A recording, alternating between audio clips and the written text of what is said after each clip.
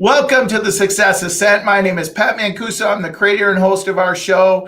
And today, after a little bit of technical difficulties, we are ready to go and excited. And it's not what happens, it's how you respond to it. And two very, very good technical people, John and I, we got this figured out. So we're excited that you're here today. And I want to do a proper introduction to somebody who, for me, we've had a great relationship for a number of years, worked together. And he recently wrote a book, which I'm really excited about. He's an amazing leader. So let me tell you about John Clidy. First, most people spend a third of their time at work. If you aren't happy and fulfilled at your job, you end up wasting 30% of your life. John Clidy did not want to be a part of a statistic. So he took his own life into his own hands. His happiness and his family were core to this decision. So he left a full-time, I'm going to say highly secure position to come into real estate. And so he did. He's been highly successful. We're going to talk about all of his accolades here in just a second. And he wrote a book about that journey. And so we're really excited to talk to John today about this. John's an operating principal with Keller Realty in Washington Township. He also has a significant leadership position in Keller Williams, both regionally and across the country. He's a real estate investor who's flipped more than 100 homes and holds over $7 million in real estate assets. And the John Clidy Group has sold 3,000 homes since 1999. So I am excited to welcome John Clidy to the show. Hey, John. Hey, man. How are you? I am doing wonderful, wonderful. Thanks for being here today. So I always have fun with my guests, John, and I say, okay, that's what was on paper. That's the John on paper. Let's start with who's the real John? Like, tell us some good stuff about John. It's funny you say that. I guess you look at what your family says about you, right? So what my wife and kids say about me is I'm this goofy, quiet guy that once in a while pops up with something really funny or creative. And, I'm definitely a homebody. And, I become enamored with leadership. And I would say that's been like my one thing, like, if there's anything that all the things you said earlier kind of resonate with me is leadership. Like even as a police officer or state trooper, as a football player, as a mega, as a OP, as a division leader, as a social equity leader, all these things, to me, it just says leadership. And that's what I'm excited about now more than anything, leading people, helping people, serving people. That's fun. And then that includes my family. It includes my friends and my relationships as well. Well, John, you've had an amazing journey, and you mentioned that you were a police officer and you were a state trooper for a number of years, and then what really started your career in real estate was you made a significant decision, which most people would have went, that's crazy. So tell us about that decision that started this journey of success. Yeah,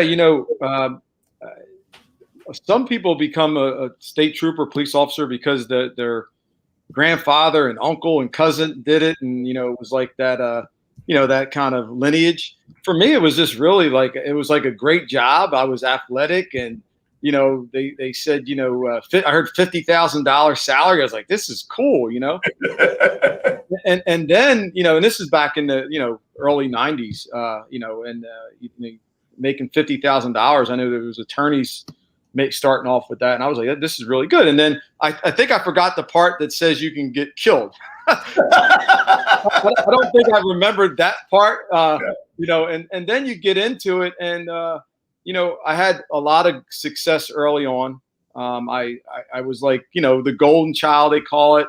And, I got every time I put in for a position, I got it. And, I was nominated for Trooper of the Year, I think back in 2000. I was writing tickets like some machine and having big seizures and drug seizures and all that stuff. And then what hit me, I forgot exactly what it was, but it's a couple of things. Number one, I remember seeing so many people getting divorced. And I know it sounds weird to even think like that, but I was just like, man, like a job's so good. I see so many people struggling, either a divorce or, paying alimony and all this like stuff. And then I kept hearing people talking about retirement a lot. I'm like, man, you got like 10 years left, and that's all you're talking about is retirement, and that environment I was part of, I was almost feeling myself like, man, like I worked so hard for this position. I went 6 months in the academy living there, and like 10,000 people applied for it, and I was one of 200 that made it. And I was feeling like I should be grateful, but then when I go to work, I felt not so grateful, and that struggle between the two kept kind of clashing together for me. And that's kind of when I wrote the book, was really that journey, because I found out after the fact so many people felt like that, because it was almost like the 4-minute mile. When I did it, now all of a sudden I heard like all these young guys were leaving like with 10 years and 8 years on. I waited 17 to do it. So you made the decision to retire 3 years short of full pension, correct? Yeah, I actually didn't get it. I really resigned, if you think about it. Wow. Yeah, so I didn't get it. Now I get it when I'm 55, and I get a smaller percentage. But again, all those years, I left in 2014, and I'll be 55 in 2026, 2025, something like that. Yeah, so, we don't want to talk about that. Whatever that is. So let me ask you a question on that journey. By the way, I have to thank you publicly.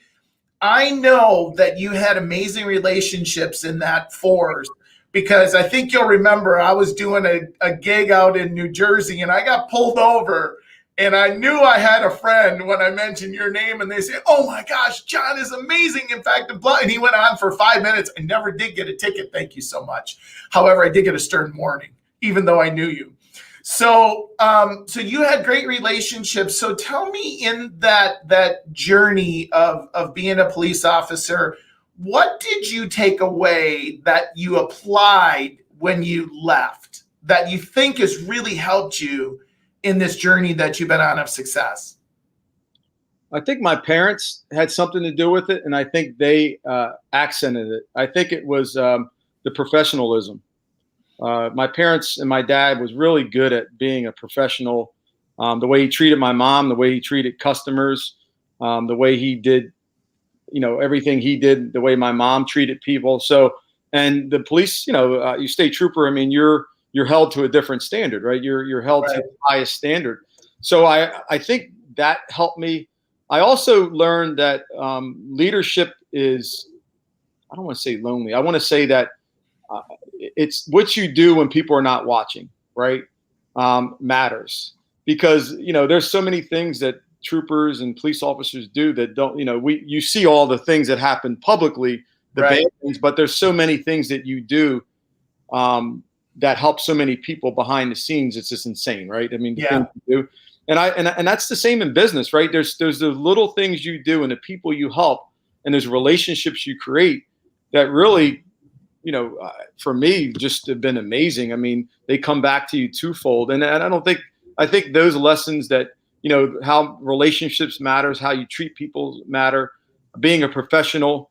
And then obviously I work shift work. So I learned how to really work, probably too much, but, I would work midnights and then, get a couple hours sleep and go to real estate. So I learned how to really leverage my calendar, because I had to. I was minus 40 to 50 hours a week. So I had to be very disciplined to my calendar, knowing that when I got off a certain shift, whenever it was, I worked three different models. So I had to know what model I was working that month and fill in the blanks with my real estate business and my investment business. And, I had to be that strategic, because if I wasn't, customer service would go down. Maybe I missed something on a flip that could cost me money, whatever that case may be. So I had to be very, very disciplined in my calendar because of the roles I played. Absolutely. So that's a big thing with entrepreneurs, is they struggle with discipline, and you had already kind of built that up coming into real estate. So let's talk about, so you're a trooper. And what brought you into real estate initially? Because you didn't jump into real estate first. You were a trooper. Mm-hmm. And now, what brought you into real estate? Yeah, so I got in real early. I got in, and I was a trooper in 97, 96, and I became a realtor in 99. But I purchased my first house right around 97.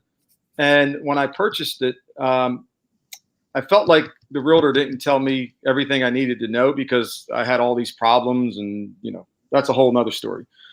But what I did know was I don't like to not understand things. So I went to school just to learn, so I would never have that feeling again of buying a home and not understanding home inspections and electrical permit, all that stuff, right? So I just went for knowledge and education, and I had to hold my license somewhere, so I held it with a little small independent. And he happened to be a real estate investor. And I remember like it was yesterday, he had all this money on a table. And I was like, man, I'm used to the drug dealers doing it. Not like the regular, the average day citizen doing it. And I seen all that money sitting there. And I was like, can I ask, like, what's going on here? Right? Yeah. I'm not judging, no suspicion. I'm just wondering. And he said, I own a bunch of real estate in the town I lived in, and actually said I owned all this whole block here. And I was like, wow, really? That's really cool. And he owned them outright, and he was just collecting money in cash and Section 8 or whatever else he had. So that was my first kind of reason, is just for more information. And then when I got my license, I watched him do it, and then my attraction initially was really as an investor, not as a realtor. Okay. So you do real estate, you're doing the state trooper deal. What was the defining moment where you said, okay, I'm going to go all in on real estate and move away from being a trooper? Like, what was that decision making, or was there a trigger event? What kind of caused that to happen? There was a lot of triggers. Again, I felt out of place. Like I was telling you earlier, I was in an environment that I didn't feel comfortable in anymore, because I was starting to, my mindset shifted, right? Right. My mindset shifted from this state trooper, right? And then I started to kind of turn into this, really an entrepreneur. Right. And I'll tell a funny story.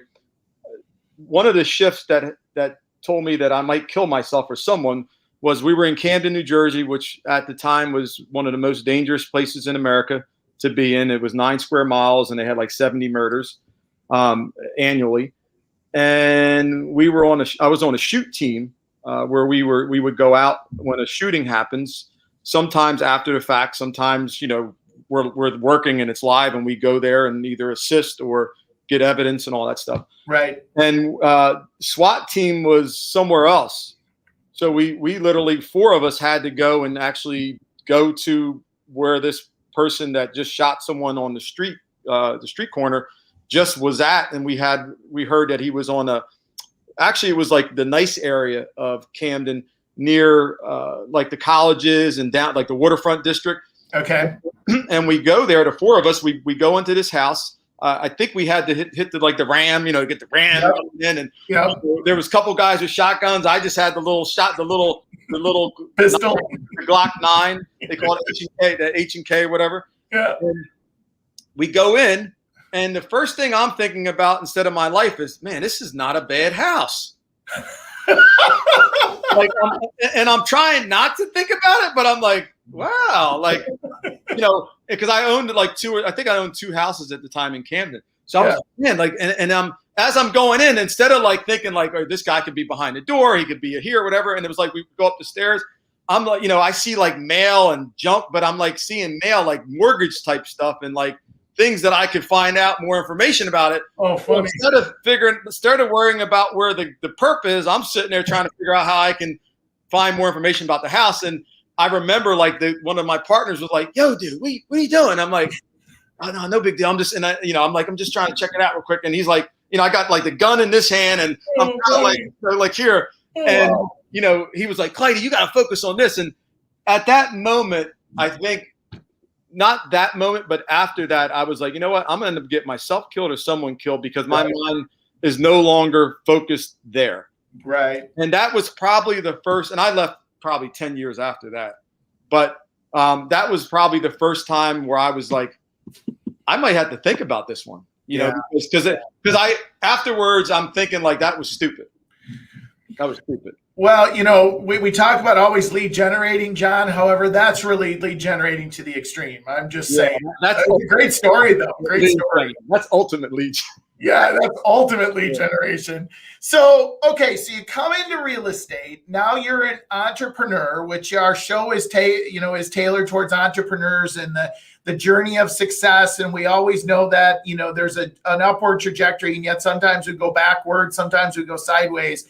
So you get in, and now as an entrepreneur, right now you don't have a firm paycheck, and now you're dependent upon yourself to create revenue. Tell me what you learned in the beginning of that journey. I mean, I know you have been doing it for, part-time while you're still the trooper, but now you're just 100% on your own. Anything you would share that you learned in the beginning, and then as as that journey continued?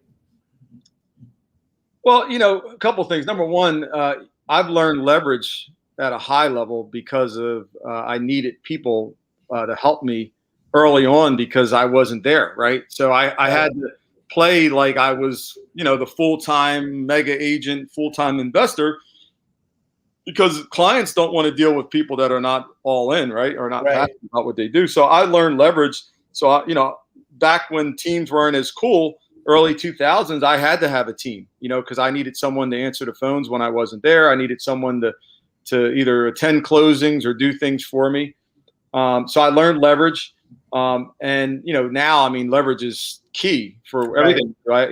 I wear so many hats, but at the end of the day, who you hire matters, right? And getting in business with the right people, because the difference between me being able to launch a market center and being a trooper and a mega agent is the people who were around me at the time. I was able to go and launch a market center because I had great people running my team.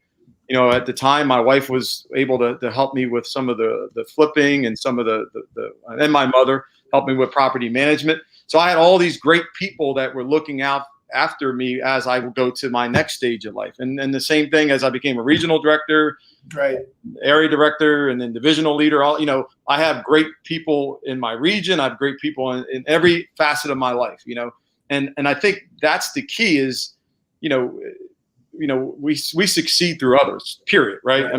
No great person succeeds alone. And for me, no different is all these great people, and it starts with, as Pat, you have a big family, it starts with having a great wife, and having that support arm at home, knowing that she's got that covered, during the day. At night I join in, tag, I'm in. But during the day, I could just focus on my craft, and I can focus on my businesses, and I can look down and say, this ain't right, this is right, and move and match. And then obviously the key to every business is profitability. So I need to make sure that everything that I do is profitable, every single thing. Absolutely.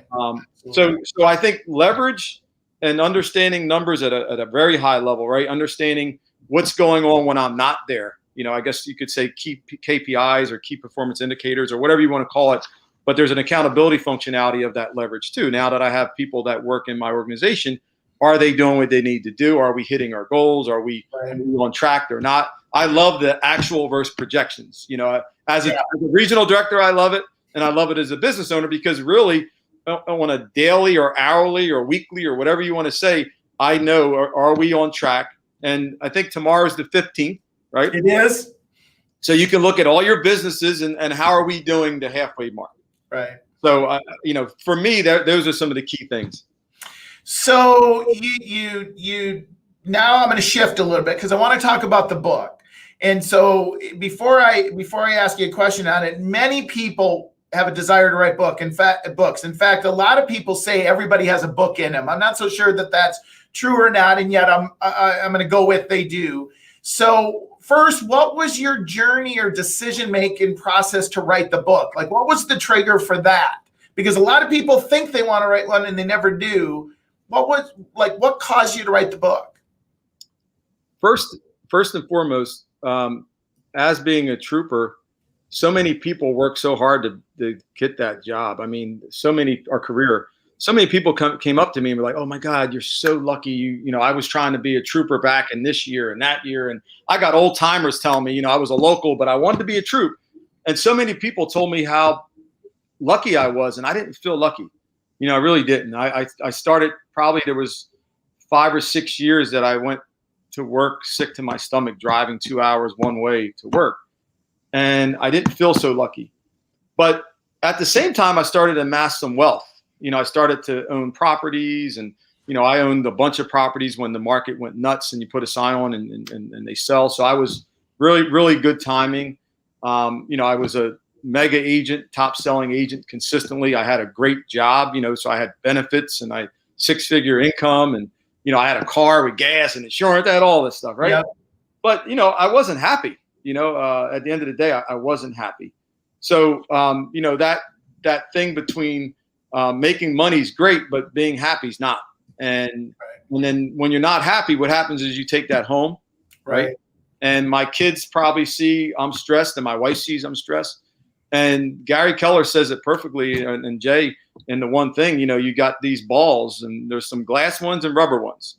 And the glass ones are family and marriages and relationships, the job and all that's rubber, And I was bouncing that glass ball a little bit too much. And to me, that wasn't okay. And even with having 17 years and everyone saying you're a lunatic, you're 3 years away, just hang in there. I wasn't happy. Yes, I could make $80,000 a year for the rest of my life if I just waited 3 more years, which I'm going to live till I'm 100. So you can do the math. But at the end of the day, I wasn't happy. And to me, the 3 years of unhappiness was not worth the money at that point.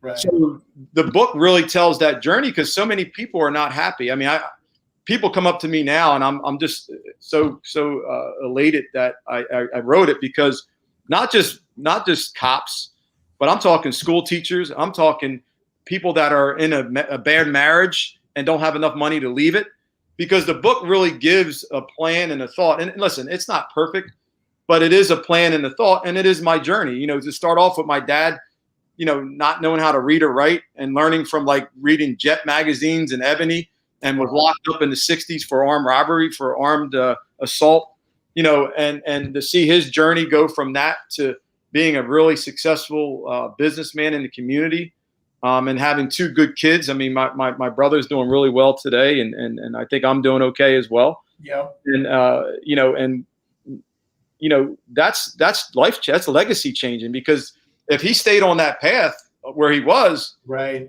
who knows where, even if I'm around and my mom's there and all that. So, that's legacy. And this book really is about that, because at the end of the day, my kids are going to have a different life. Yeah. Than I had, than my dad had, and so on.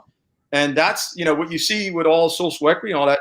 What you hear throughout the common theme is that, folks didn't have a chance because either their places were taken from them, or they're renting and learned that this renting is okay. And, my children are going to learn different about money. They're going to learn different about education. And I don't really care about college as much, but I do care about education, and I do care about financial literacy, and I do care that they know how to save and they know how to invest properly. And that's stuff that, I love my dad and mom, but it wasn't like I was taught that. I learned I learned from my own faults and failures and successes, but really, I hate to say that cliche with KW, but I came here, 10 years ago, and I did learn because I was around a lot of like-minded people that were just, and I would just watch. I might have not played, I might have not act like I watched, but I paid attention. And I met some great people, and I listened to them, and I paid attention, and I was in a room with a lot of great people, and I took little things from that, and going to the area director or regional director meetings, I had to fly there. So I started journaling about my kind of life every time. And a couple years later, I had like, an outline, and I had a bunch of chapters, I guess you could say, different stories. And I had a pork chop grease fight in there, and I had the $100,000 day in there. And, I kind of told stories as I was trying to help with things that I've learned on my journey to leave 6 figures. Yeah. I think it's pretty cool. Well, here's the thing that I take away, and again, we're in some interesting times, right? And yet what you said, and I picked up on it because I believe this as well, is that there were things that our parents didn't teach us, because it wasn't something, financial literacy back when I was going to school, and I'm just a touch bit older than you are, just a touch. And when you were going to school, it just wasn't something we were taught, right? But our parents taught us values. They taught us foundation. They taught us work ethic. And it just, that's so important. And so I love the fact that when you mentioned you wrote the book, it really kind of benefits for the kids, right, too, because you got to show them the path, right? Nobody else is going to show your kids the path unless it's the wrong path. And so I love that part of it. So let's say that I buy the book. What am I going to take away from it? Like, I know you can't, it's hard to summarize it in 2 or 3 major points, but 2 or 3 major points, what would I take away if I was reading the book? I think the first thing you'll take away is that you can do it. Okay. Number one, I'm no, and I don't mean to sound like a humble, super humble, whatever, but you are a very humble person, so it sounds like who you are. But what I would say is I'm no one special, meaning that, I was a Prop 48 football player, didn't have, great grades. It wasn't like I went to school because I wanted to go. I went because I wanted to play football, right? To be totally transparent. So I think you could resonate with me, and my upbringing wasn't like, my dad, he went to 8th grade, and like I said, he really didn't know. I didn't even really realize until later in life, like when my teenage work, that he didn't really know how to read, but he didn't know how to read. Right.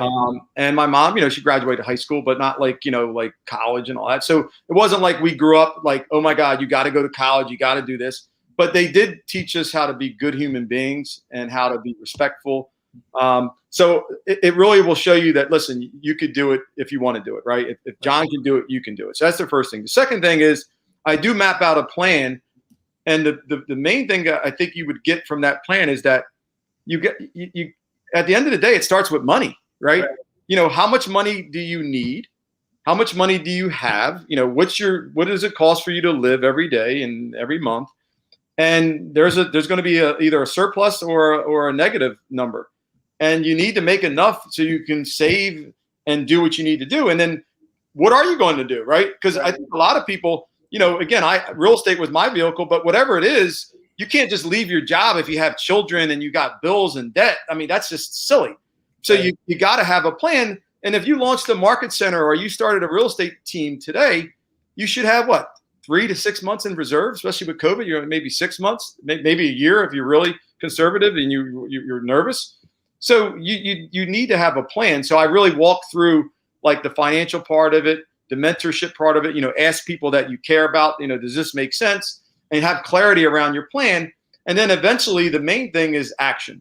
Right. At the end of the day, you have to act. If you're going to be an investor, if you're going to be an entrepreneur or whatever, eventually you can do all the knowledge and skill sets and figure all that out you want. Eventually you need to act. Right. And if you fail, okay, right, there's your learning lesson. So that's I walk through a lot of those things, and I call it a WOOK. It's a working book because you can have a little note section, and I give you some chance to write some things down. At least it gives you a something to kind of, when you're sitting there, to kind of write some notes in and start figuring out what your plan is. So I think it's a pretty good action item type book as well. And you called it a what? A WOOK. A WOOK. A WOOK. That's something new. I've not heard that. You should coin that, right? You should coin that. Yeah. So the title of the book, and I had scrolled it there, I'll scroll it again, is leavingsixfigures.com.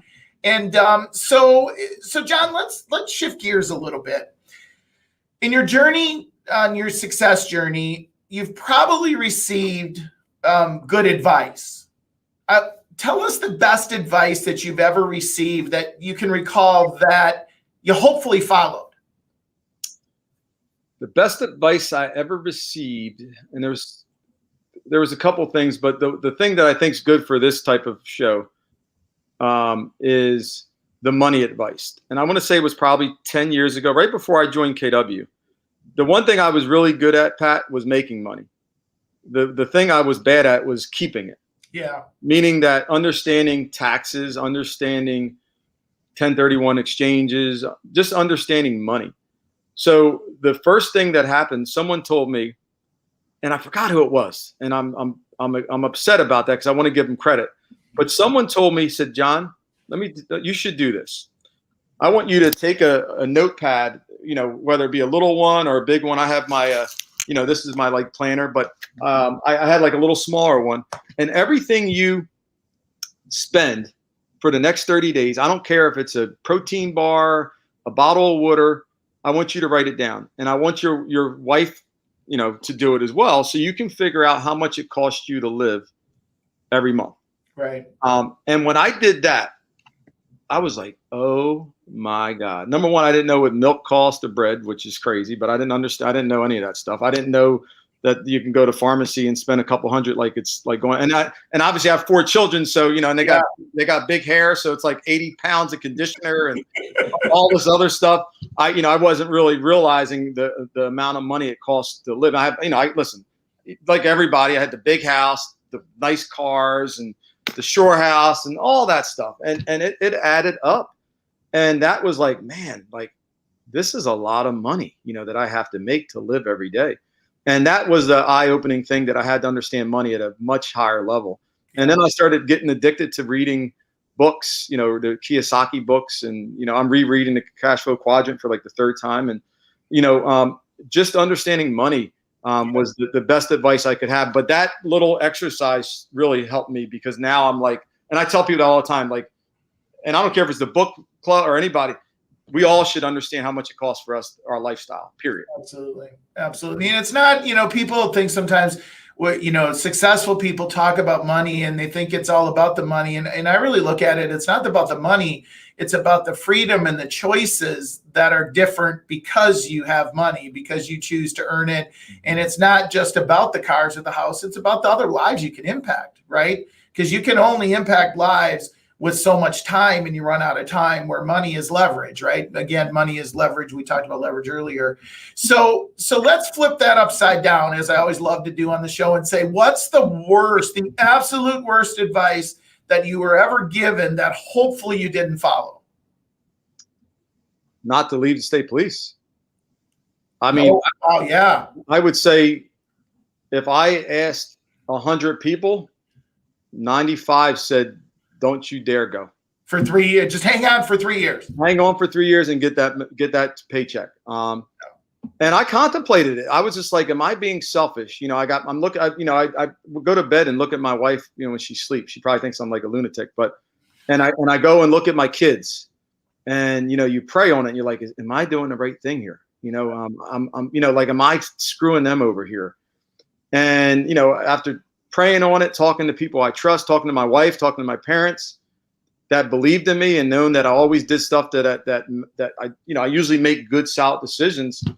That 5% was enough that made me say, you know what, it's time to do it. And the crazy thing, Pat, when I left, no one's ever did it. Since 1921, no one ever left 3 years shy of a pension. So when I went to tell them, they were like, what? Like, yeah, you get out of here, kid.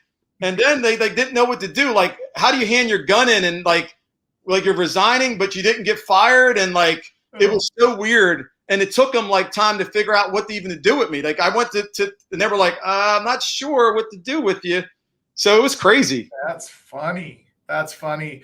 Well, think about this. I mean, obviously as a trooper, you were impacting lives. And yet if you just look at all the things you've accomplished and all the people you've impacted, and now with the book, none of that would have happened likely if you would have stayed where you were at.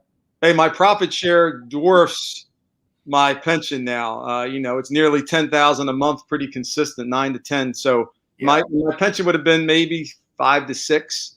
Now I wish I had it, because I like our, but at the end of the day, I got about 40 to 50 hours back of my life, which I'm sure my family would appreciate. Absolutely. Absolutely. Well, first of all, so John, any book recommendations other than, let's make sure we scroll that again. Any other book recommendations that you have other than Leaving Six Figures? One that I read once, and I should read it again, that I read, and I had my wife read it, was Indistractable. I think it was Nir Ayir or something like that, the author. And the one thing I could say is there was a story in there that talks about his little kid was trying to tell him something really cool about her day, and he was too busy on his phone. And as a realtor and as an entrepreneur, I'm sure we all had that time.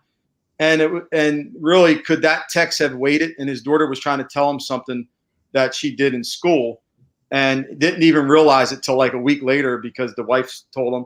And that story resonated with me because it's happened to me. And listen, I'm not going to sit here and say it doesn't happen today, but I'm aware of it.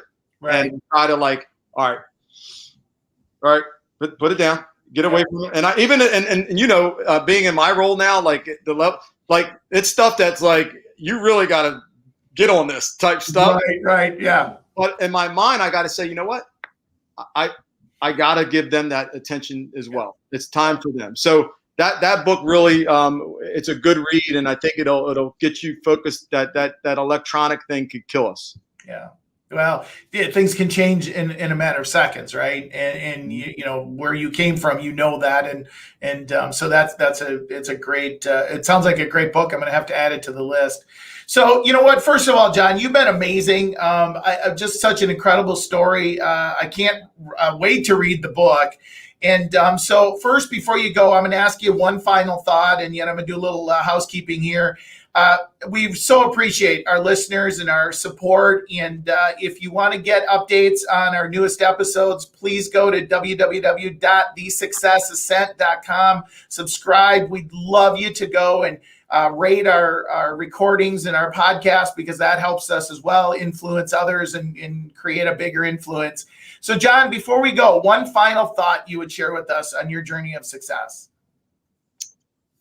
You know, the one thing I could tell you was I interviewed a guy, Preston Brown, who was coaching in Camden, an inner city football team that, you know, he lost 6 players in the 5 years to gun violence. And listening to his journey and all that he does for that community, what I learned was I can do better. So as much as I think I've done great, you know, and giving to charities and plugging in to help investors and mentorship and doing all kinds of things that, you know, that I you know, I think I'm a good person and I really try to help people. But then when I watch someone like that young man, I'm like, I could do much better. Yeah. So I would just say, you know, just look at, you know, just know that, you know, you might be doing great, especially if you're a high level leader, but we can always do better.